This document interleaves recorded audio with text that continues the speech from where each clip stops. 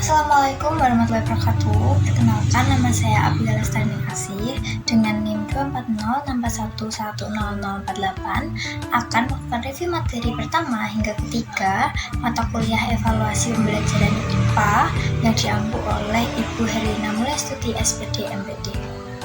Langsung saja kita masuk ke materi pertama, yaitu kita akan membahas mengenai evaluasi, asesmen, dan pengukuran. Nah, di materi ini kita tuh membahas pertama-tama pengukuran. Pengukuran itu sebuah proses menentukan kuantitas, jumlah, atau angka dari sesuatu. Dalam pendidikan dan psikologi, pengukuran biasanya menggunakan tes sebagai alat ukur. Nah, apa aja sih tujuan dari pengukuran itu? Yang pertama itu agar kita bisa mengetahui tingkat kemampuan suatu objek, contohnya kemampuan siswa, dan juga hasil belajar siswa. Lalu yang kedua itu bisa memberikan data berupa angka untuk diolah di tahap selanjutnya, begitu. Nah, karakteristik pengukuran sendiri itu ada 4. Yang pertama itu bersifat kuantitatif, lalu memerlukan alat ukur, dilakukan dengan membandingkan objek dengan sesuatu tentang ukuran tertentu, lalu juga objektif. Nah, contohnya itu apa sih? Contohnya itu guru memberi tes tertulis pada siswa atau tes lisan untuk mengukur kemampuan siswa. Lalu nilai ujian itu juga termasuk sebagai contoh pengukuran karena menghasilkan angka atau nilai. Bisa 70, 80, sampai 100 gitu. Lalu asesmen. Kita masuk ke asesmen. Asesmen atau penilaian itu adalah kegiatan menafsirkan atau mendeskripsikan hasil pengukuran untuk diubah jadi keputusan nilai. Tujuannya itu mengubah data pengukuran untuk menjadi nilai yang bermakna dan dapat dijadikan dasar keputusan. Lalu juga menginterpretasi hasil pengukuran agar mudah dipahami. Karakteristik dari asesmen sendiri itu dilakukan setelah pengukuran, bersifat kualitatif, dan menggunakan prosedur tertentu. Lalu juga menjadi jembatan antara pengukuran dan evaluasi. Contohnya itu nilai ujian siswa itu 70, itu kan pengukuran. Nah, ditafsirkan sebagai cukup.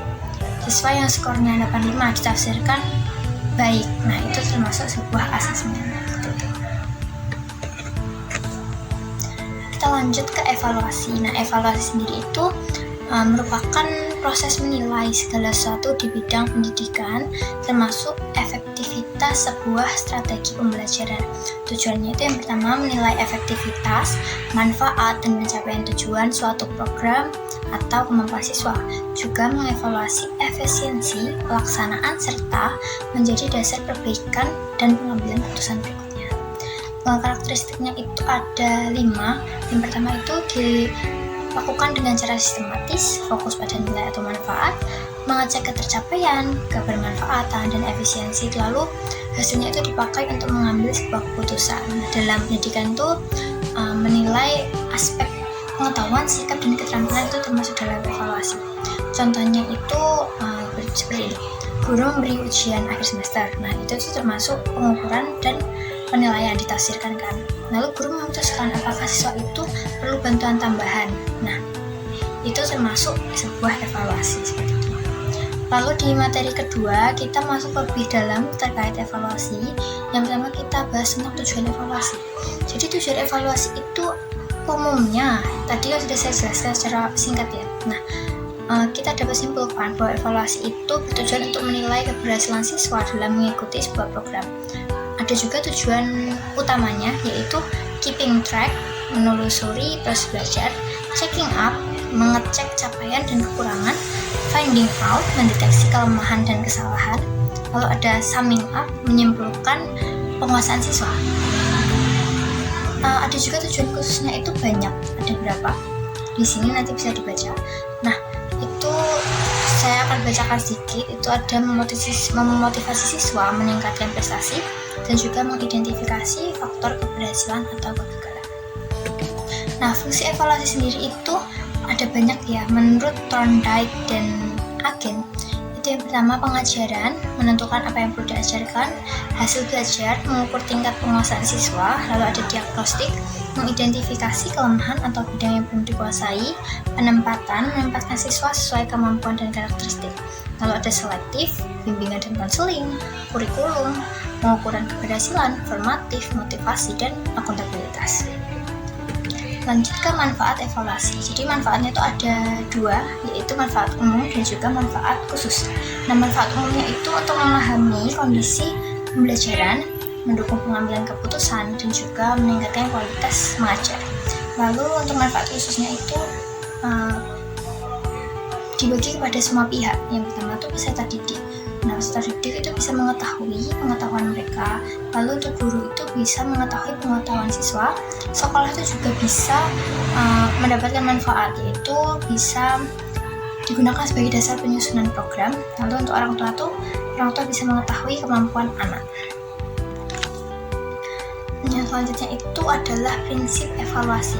Prinsip evaluasi sendiri itu ada 8. Yang pertama itu berkesinambungan, yaitu dilakukan terencana, menyeluruh, itu mencakup ranah kognitif, afektif, dan psikomotorik.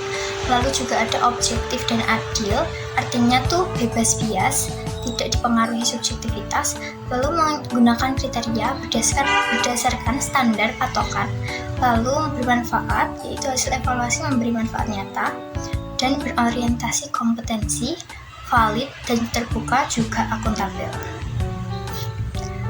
Kita masuk ke materi ketiga, yaitu kita belajar mengenai asesmen.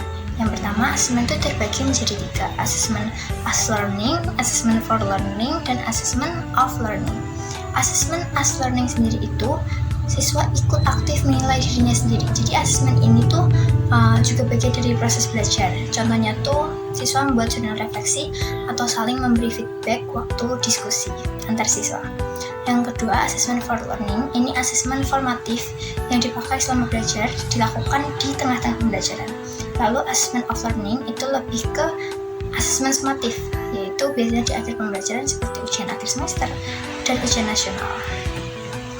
Lalu kita masuk ke jenis evaluasi juga. Nah, di jenis evaluasi ini ada 4, yaitu formatif, sumatif, diagnostik, dan placement. Nah, formatif sendiri itu dilakukan saat pembelajaran, tujuannya untuk perbaikan. Contohnya itu seperti kuis tengah perkuliahan. Lalu ada sumatif, yang seperti tadi sama dilakukan di akhir pembelajaran. Biasanya itu ujian semester atau ujian akhir.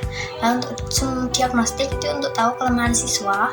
Biasanya tuh di awal pembelajaran seperti pretest. Lalu yang terakhir placement untuk menempatkan siswa di level yang sesuai. Misalnya itu tes awal bahasa Inggris. Nah, yang terakhir itu kita membahas tentang metode tes dan non-tes. Nah, metode tes sendiri itu berupa soal atau tugas yang menghasilkan nilai.